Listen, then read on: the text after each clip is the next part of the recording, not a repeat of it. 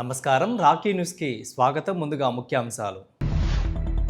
మాయమవుతున్న విద్యుత్ స్తంభాలు, ప్రత్యక్షమవుతున్న ఫ్లెక్సీ బోర్డులు, చీకట్లో పాదాచారుల అగచాట్లు. నర్సరావుపేటలో ముళ్ళ కిరీటం ధరించి సిలువ మోసిన ఎమ్మెల్యే డాక్టర్ చదలవాడ అరవిందబాబు. దుర్గంధం వెదజల్లుతున్న చెత్త కుప్పలు, అధికారుల నిర్లక్ష్యంపై స్థానికుల ఆగ్రహం.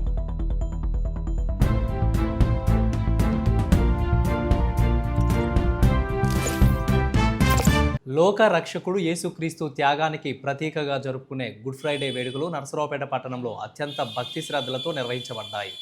పట్టణంలోని 5వ వార్డు క్రిస్టియన్ పాలెం నందు క్రైస్తవ సోదరులు చేపట్టిన సిలువ యాత్రలో నర్సరావుపేట శాసనసభ్యులు డాక్టర్ చదలవాడ అరవిందబాబు పాల్గొని తలపై ముళ్ళ కిరీటాన్ని ధరించి భుజంపై సిలువను మోసి తన భక్తి ప్రవృత్తులను చాటుకున్నారు. ఈ సందర్భంగా ఆయన మాట్లాడుతూ, గుడ్ ఫ్రైడే మానవాళి కోసం యేసుక్రీస్తు చేసిన అపారమైన త్యాగాలను మనకు గుర్తు చేస్తుందని, లోక పాపాలను కడిగి వేసేందుకు ఆయన మరణాన్ని సైతం చిరునవ్వుతో ఆహ్వానించారని కొనియాడారు.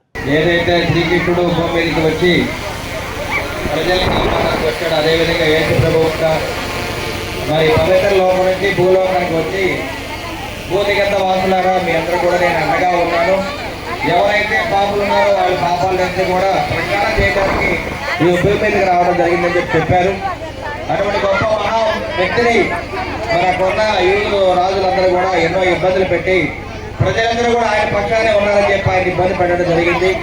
అదేవిధంగా వైద్య సేవలు కూడా లెప్రసీ ఉన్న వాళ్ళకి, గుర్తువ్యాధి ఉన్న వాళ్ళకి అందరూ కూడా దగ్గరుండి సేవలు చేస్తుంటే కొన్ని లక్షల మంది ఆయన చుట్టూ తిరుగుతూ ఉండేవాళ్ళు. ఇది ఓర్చుకోలేని రాజులు ఆ రోజు ఆయన్ని సిలువ వేయడం జరిగింది.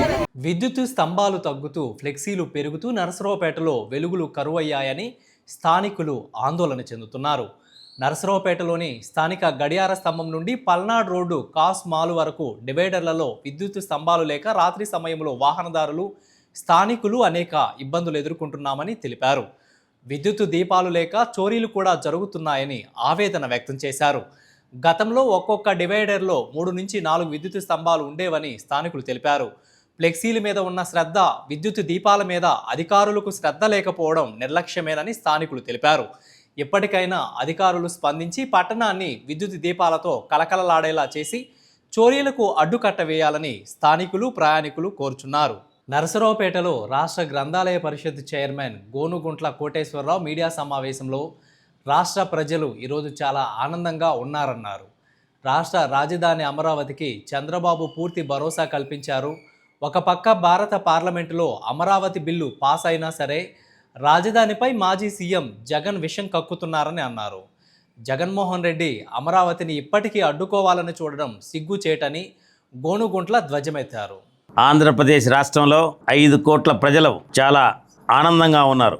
ఎందుకోసమంటే రాష్ట్రం విభజించబడిన తర్వాత రాజధాని లేని రాష్ట్రంగా ఉన్నప్పుడు నాటి ముఖ్యమంత్రి చంద్రబాబు నాయుడు గారు రైతుల దగ్గరకు వచ్చి రాజధాని నిర్మిద్దాం అని అడిగినప్పుడు తాత ముత్తాతలు సంపాదించిన ఆస్తుల్ని భావి తరాల కోసం రాజధాని నిర్మాణం కోసం 34,000 ఎకరాలు 29,000 మంది రైతులు భూములు ఇచ్చిన తర్వాత అమరావతిని ప్రధానమంత్రి నరేంద్ర మోడీ గారి సువర్ణ హస్తాలతోటి ప్రారంభించిన దాన్ని మధ్యలో వచ్చినటువంటి వైసీపీ ప్రభుత్వం ఒక్కసారి అవకాశం అని చెప్పి అధికారంలోకి వచ్చిన తర్వాత రాష్ట్రాన్ని ఏ విధంగా అధోగతి పాలు చేశాడో ప్రజలందరూ కూడా చూశారు. మన ప్రజలే కాదు, ఇతర రాష్ట్రాల్లో ఉన్న ప్రజలందరూ, ఇతర దేశాల్లో ఉన్న ప్రజలందరూ కూడా నివ్వెరపోయే విధంగా రాజధాని చేసినటువంటి దుర్మార్గుడు ఎవరాయంటే జగన్మోహన్ రెడ్డి. చూశారు కదా, అటువంటి రాజధానిని మరలా మన 2024లో వచ్చిన కూటమి ప్రభుత్వం అమరావతి రాజధాని అని చెప్పేసి శాశ్వత రాజధానిగా శాసనసభలో ఆమోదింపజేసి పార్లమెంటుకు కూడా పంపించేసి రాజ్యసభలో కూడా బిల్లు పాస్ అయిన తర్వాత కూడా ఏ విధమైనటువంటి ఆయన మాట్లాడుతున్నాడో చూశారు కదా. ఏ గన్నో మావీ గన్ ఇది కొత్త పదాన్ని తీసుకొచ్చాడు. అంటే జగన్మోహన్ రెడ్డి తీసుకొచ్చే పేర్లలో ఆయనకే అర్థమవుతుంది, ప్రజలకు ఎవరు అర్థం కావట్లేదు. చూశారు కదా, ఈరోజు సోషల్ మీడియాలో ఆడుకుంటున్నారు జగన్మోహన్ రెడ్డిని, మామూలుగా ఆడట్లేదు. నరసరావుపేట పట్టణంలోని పాతూరు శివాలయం వెనుక బాలచౌడేశ్వరి అమ్మవారి దేవాలయంకు వెళ్లే మార్గంలో రోడ్డుపై చెత్త కుప్పల దర్శనమిస్తున్నాయి. ఆలయాలకు వెళ్లాలంటే ముక్కు మూసుకొని వెళ్లాల్సిన పరిస్థితి నెలకొందని స్థానికులు తెలిపారు. అదేవిధంగా చుట్టుప్రక్కల కాలువలు పూడిక తీయక దోమలు విపరీతంగా వస్తున్నాయని తెలిపారు.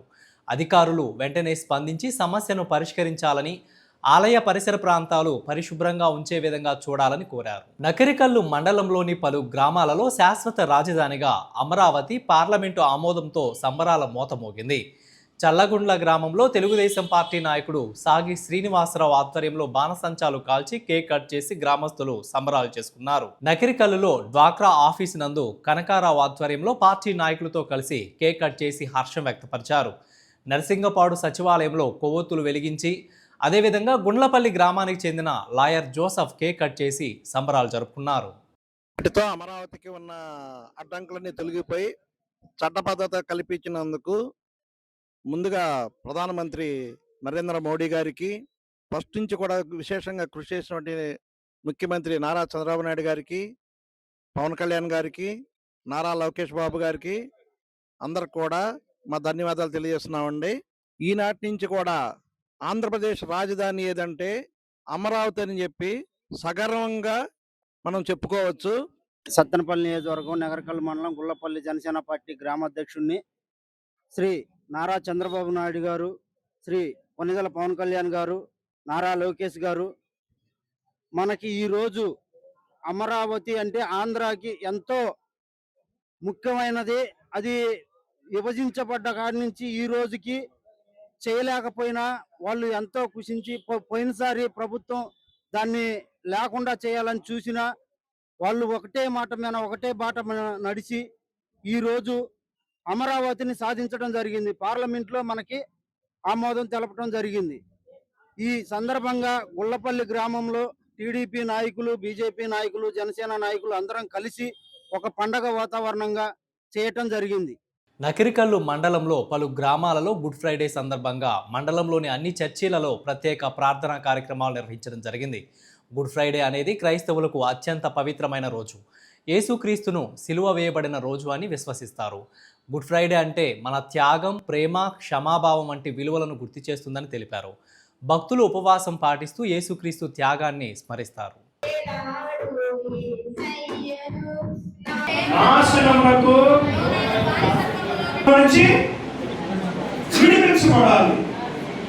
మానవుడు పాపం చేసినప్పుడు సమస్త సృష్టి కూడా రానున్న రోజుల్లో మనం ఎలా అవ్వాలి? దేవుని కుమారుగా ఎదగాలి.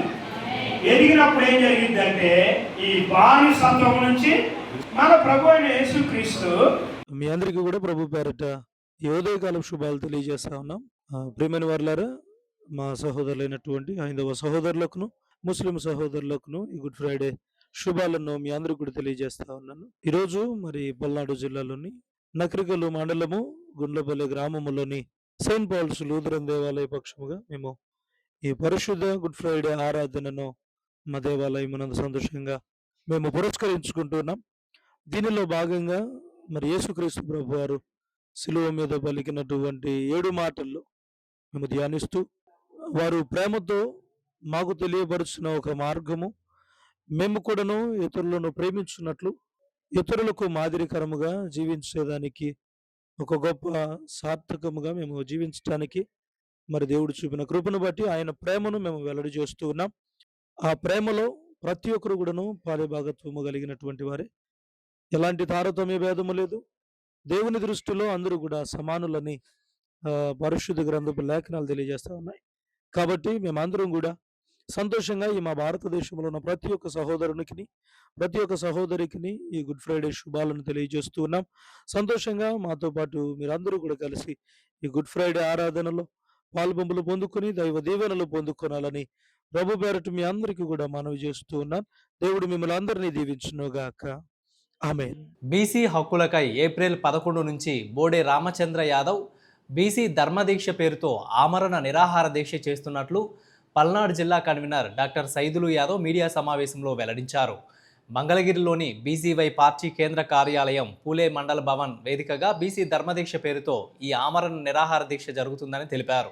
బీసీవై పార్టీ తలపెట్టినటువంటి బీసీ సింహగర్జన ఫిబ్రవరి 22వ తారీఖు 2026 తారీఖున ఒక బీసీల యొక్క, ఎస్సీ ఎస్టీ మైనార్టీల యొక్క మనుగడను మరొకసారి వారి ఖ్యాతిని వెలుగులోకి తీసుకొచ్చే విధంగా జరిగినటువంటి ఒక పునాది రాయిగా భావిస్తూ ఆ తర్వాత మా నాయకుడు ఇచ్చినటువంటి అనేక ఆదేశానుసారం కలెక్టర్లకు రిప్రజెంటేషన్లు అందించడం అయితేనేమి, మరి బీసీ యొక్క సింహగర్జన యొక్క ప్రధాన అంశాలు ఏవైతే ఉన్నాయో 5 అవి రాజధాని ప్రాంతంలో బీసీలకు 1000 ఎకరాల భూమి కేటాయించాల్సిందనేది మా ప్రధాన ఉద్దేశం. అదేవిధంగా బీసీ రక్షణ చట్టం అమలు చేయాలనేది మా ప్రధాన ఉద్దేశం. అదేవిధంగా బీసీలకు కేటాయించినటువంటి సబ్సిడీ లోన్లన్నీ కూడా త్వరితగతిన రిలీజ్ చేయాలనేది మా ప్రధాన ఉద్దేశం. అదేవిధంగా 44% బీసీలకి ప్రత్యక్ష పరోక్ష రాజకీయాల్లో స్థానం అవకాశం కల్పించాలనేది మా ప్రధాన ఉద్దేశం.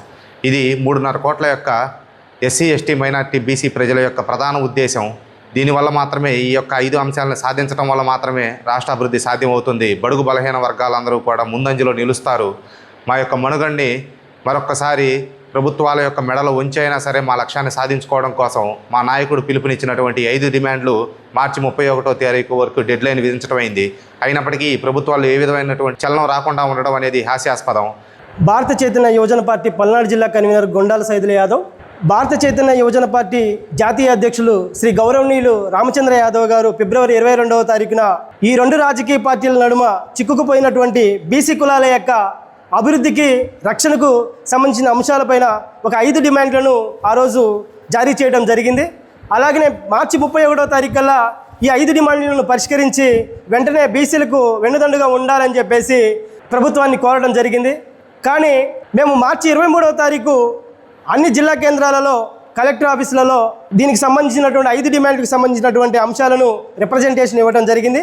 31వ తారీఖు కూడా ప్రభుత్వం సానుకూలంగా మాకు పరిష్కారం చూపిస్తుందని చెప్పేసి అనుకున్నాం. కానీ ఎక్కడ కూడా ఈ ప్రభుత్వానికి బీసీల పట్ల చిత్తశుద్ధి లేదని చెప్పేసి వారి యొక్క పనిలో మాకు అర్థమైపోయింది. కాబట్టి తదుపరి నిర్ణయం మా జాతీయ అధ్యక్షులు చెప్పినటువంటి ఏప్రిల్ 11వ తారీఖున నిరాహార దీక్ష కొనసాగించుటకై అల్టిమేటం చేయడం జరిగింది. నరసరావుపేటలో పేకాట స్థావరంపై పోలీసులు మెరుపుదాడులు నిర్వహించారు. రావిపాడు గ్రామంలో గ్రీన్ ఫీల్డ్లో గల ఇండివిడ్యువల్ హోమ్స్లో పేకాట ఆడుతున్న 8 మందిని అదుపులోకి తీసుకొని వారి వద్ద నుండి 15,000 నగదు పోలీసులు స్వాధీనం చేసుకున్నారు. కేసు నమోదు చేసి దర్యాప్తు చేస్తున్నట్లు రూరల్ ఎస్ఐ శ్రీకాంత్ తెలిపారు. నకిరికల్లు మండలం గుండ్లపల్లి గ్రామంలోని తెలుగుదేశం పార్టీ సీనియర్ నాయకులు డాక్టర్ బుడే కరాలపాటి వలి మాట్లాడుతూ గుండ్లపల్లిలో అమరావతి రాజధాని సంబరాలు అంబరాన్ని తాకాయని, పార్లమెంటు సభలో శాశ్వత రాజధానిగా అమరావతి ఆమోదంపై గ్రామ ప్రజలంతా కేక్ కట్ చేసి బాణసంచా పేల్చి జై అమరావతి, జై జై అమరావతి నినాదాలతో తన ఆనందాన్ని వ్యక్తపరిచారు. అమరావతి రాజధానిగా ఆమోదం తెలిపినందుకు లోక్సభకు ధన్యవాదాలు తెలిపారు. కార్యక్రమంలో తెలుగుదేశం పార్టీ నాయకులు, కార్యకర్తలు తదితరులు, గ్రామ పెద్దలు పాల్గొన్నారు.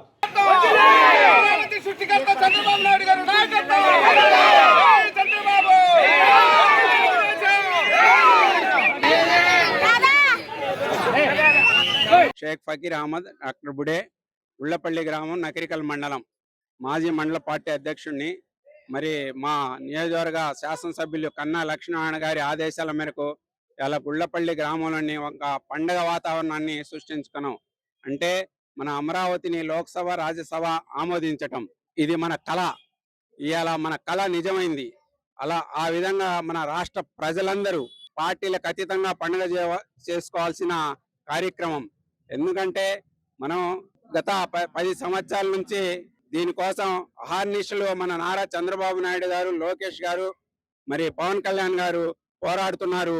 ఈ కార్యక్రమాన్ని మన నరేంద్ర మోడీ గారు, అమిత్ షా గారు మన రాష్ట్రం మీద ఎంతో సానుకూలంగా స్పందించి మన రాష్ట్రానికి రాజధాని అమరావతిని ప్రకటించడం లోక్సభ, రాష్ట్రసభలో హర్షదాయకం.